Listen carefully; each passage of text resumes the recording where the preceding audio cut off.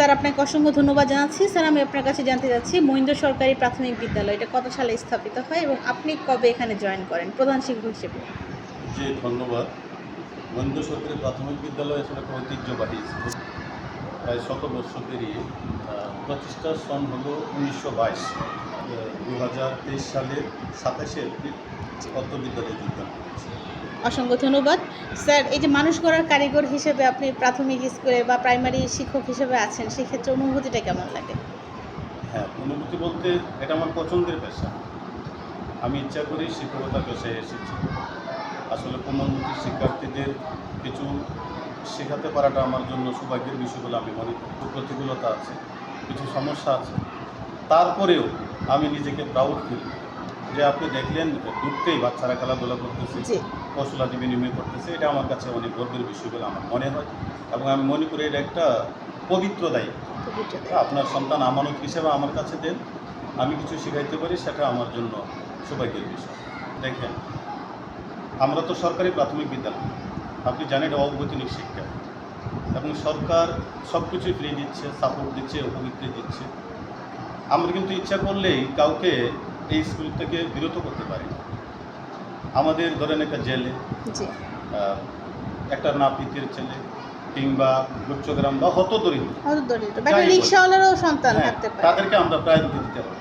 প্রথমে আমরা ভর্তি নিতে পারবো না। আমাদের কাজে হলো অবহেলিত জনগোষ্ঠীকে শিক্ষিত করে তোলা, যার জনগোষ্ঠী তাদের শিক্ষার মধ্যে আলো ছড়িয়ে দেওয়া। শিক্ষার আলো ছড়িয়ে দেওয়া এবং লক্ষ্য এবং উদ্দেশ্য জি। তা তৃণমূল পর্যায়ে পৌঁছে দেওয়া। মান ভালো না, আসলে আমি সেটা বিশ্বাস করি না।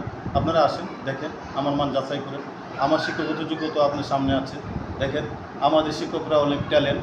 তবে হ্যাঁ, আমরা যাদের নিয়ে কাজ করি তাদেরকে নিয়ে একটু ভাবার বিষয় আছে। অভিভাবকরা একটু অসচেতন। হ্যাঁ। কেমন? আমরা কিন্তু তাদের নিয়ে কাজ করি।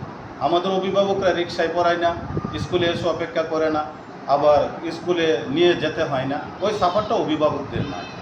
হ্যাঁ, তবে কিন্ডারগার্টেন খারাপ আমি তা বলবো না, তবে তাদের চাইতে আমরা খারাপ এই বিষয়টা আমরা কোনো অবস্থায় মেনে নিব না। তাদের হয়তো এরা কিছু ভালো প্রোডাকশন পায়, আপনার ছেলে মেয়ে পড়াশোনা করে, শতজন অভিভাবকের ছেলেমেয়েরা পড়াশোনা করে, তারা ওখানে যতটুকু করে, ধরেন তারা কাঙ্ক্ষিত লক্ষ্য 50% অর্জন করে, এরা যদি আমার স্কুলে আসতো তাহলে 100% অর্জন করতো। আই ক্যান চ্যালেঞ্জ, আমি সেটা চ্যালেঞ্জ করে বলতে পারি। বর্তমান ছাত্রছাত্রী ইদানিং একটু কমে গেছে, তাও 372। জানেন, বৃত্তি তো করোনার পর তার বৃত্তি হয় নাই। হ্যাঁ, তো বৃত্তি বছর চালু হয়েছে, যেটা 25-এর বৃত্তি 26 সালে হয়েছে।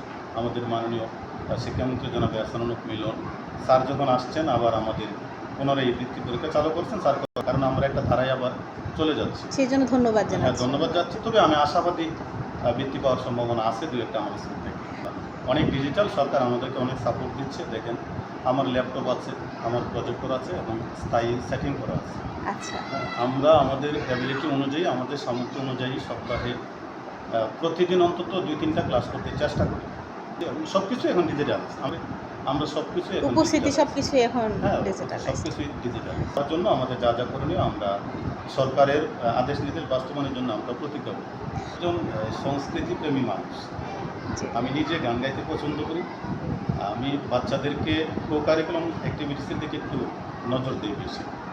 কেমন? আর বর্তমান সমাজে আপনার মোবাইল বলেন আর মাদক বলেন, সবচেয়ে বড় ব্যাধি, একটা মহামারী বললে স্যার। আপনাকে অসংখ্য ধন্যবাদ এই প্রশ্ন করছেন। আমাদের মূল বিষয়টা হলো বাচ্চাদেরকে নৈতিকতা শিক্ষা দেওয়া, যেমন পড়াশোনার পাশাপাশি একজন সুনাগরিক হিসেবে গড়ে তোলা, জাগ্রত করে। আমরা পড়াশোনার পাশাপাশি সপ্তাহে 2-3 দিন আমাদের সঙ্গীত ক্লাস আছে, আবৃত্তি আছে, হ্যাঁ, নাচ আছে, নাটক আছে, এগুলো আমাদের চালু আছে। আর পাশাপাশি অভিভাবকদেরকেও আমি প্রতিনিয়ত যখন মা সমাবেশ করি, আপনারা জানেন আমাদের মা সমাবেশ বাধ্যতামূলক। আমরা অন্ততপক্ষে 3 মাস অন্তর অন্তর মা সমাবেশ বাধ্যতামূলক। মায়েদের ভূমিকা শীর্ষক আলোচনা। কী ভূমিকা? আপনার সন্তান আমার কাছে দিচ্ছে, আমার কাছে 8 ঘন্টা থাকে, বাকি সময়টা তো আপনার কাছে থাকে। আপনার যে এই ডিভাইসটা, এই মোবাইলটা, হ্যাঁ, এটা নিঃসন্দেহে আশীর্বাদ। এটা ব্যবহারের উপর নির্ভর করবে আশীর্বাদ না অভিশাপ যায়। এবং বাচ্চারা অপ্রীতিকর কোনো কিছু দেখে তাহলে তার মূল ধারা থেকে সে বিচ্ছিন্ন হবে। এটা আসলে অনেক ছড়াছড়ি।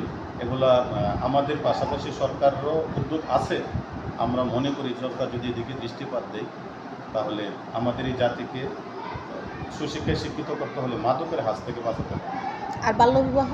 হ্যাঁ, বাল্যবিবাহ তো অবশ্যই আমাদের কাজ হইলেও পড়াশোনা আমার প্রথম এজেন্ডা থাকে এই যে বাচ্চারা যেন মোবাইলে আসক্ত না হয়, এরপরে বাল্যবিবাহ রোধ, তারপরে মাদক নিয়ে আমরা আমাদের অবস্থান থেকে যতটুকু চেষ্টা চালিয়ে যাচ্ছি। যদি এই সংগঠনের সাথেও জড়িত, ইদানিং আপনি দেখবেন আমাদের রফিকুর যে সাহিত্য একাডেমি পুরস্কার প্রাপ্ত একজন স্যার আসছিলেন, মন্দ একটা পাঠাগার উদ্বোধন করছে, আচ্ছা, অনেক ভালো লেগেছে। পাঠাগারের মূল থিমটাই ছিল যে সমাজ বিকাশ করতে হবে, আর বাচ্চাদেরকে মোবাইল আসক্তি থেকে ফেরানোর জন্য একমাত্র মাধ্যম হলো বই পড়া। খেলাধুলার ব্যবস্থা করতে হবে, পর্যাপ্ত সুযোগ সুবিধা থাকতে হবে। আপনি অ্যাক্সেসরিজ আছে জি, দেখলেন না? হ্যাঁ, ইনস্ট্রুমেন্ট আছে, হ্যাঁ, ইনস্ট্রুমেন্ট বড়- আছে। সরকার বড় কিন্তু মাঠ যথেষ্ট আছে। চেষ্টা করছে যে প্লেয়িং অ্যাক্সেসরিজ থেকে শুরু করে আমাদের এমন কোনো নাই এখন যে আমাদের বিদ্যালয়ে নাই। ওখানে ফুটবল আছে, ফুটবল দিচ্ছে, ইউনো ভলিবল মহোদয়। দিচ্ছে। হ্যাঁ, সরকারের বহু সাপোর্ট আছে। আমরা যদি একটু আন্তরিক হই, আমরা আন্তরিক আছি ইনশাআল্লাহ। ধন্যবাদ আপনাকে।